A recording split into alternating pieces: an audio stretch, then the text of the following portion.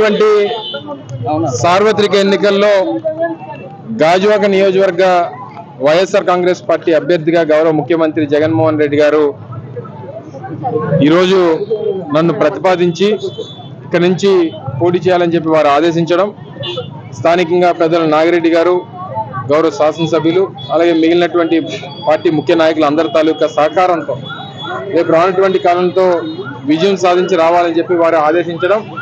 బాబా ambulance side మనమ్మా.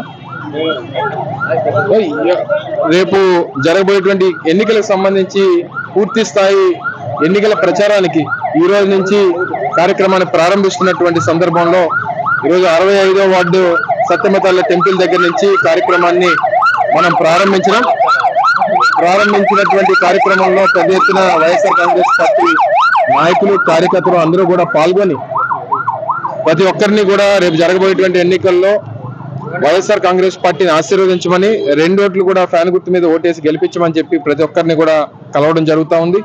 గడిచినటువంటి 5 సంవత్సరాలుగా YSR Congress party ప్రభుత్వంలో చేపట్టినటువంటి సంక్షేమ కార్యక్రమాలు, అభివృద్ధి కార్యక్రమాలు, ముఖ్యంగా గాజువాక నియోజకవర్గ పరిధిలో దాదాపు 500 కోట్ల రూపాయలతో జరిగినటువంటి అభివృద్ధి కార్యక్రమాలు, దాదాపు 2,000 కోట్ల రూపాయల సంక్షేమ కార్యక్రమాలు, 25,000 మందికి ఇళ్ల పట్టాలు, ముఖ్యంగా ఎన్నో సంవత్సరాలుగా మరుగున పడిపోయినటువంటి గాజువాక హౌస్ కమిటీకి సంబంధించినటువంటి పరిష్కార కార్యక్రమాలు, ఇలాగ అనేక కార్యక్రమాలని ఇప్పటికే ప్రజలకు చేసినటువంటి ప్రభుత్వం వైఎస్ఆర్ కాంగ్రెస్ పార్టీ ప్రభుత్వం.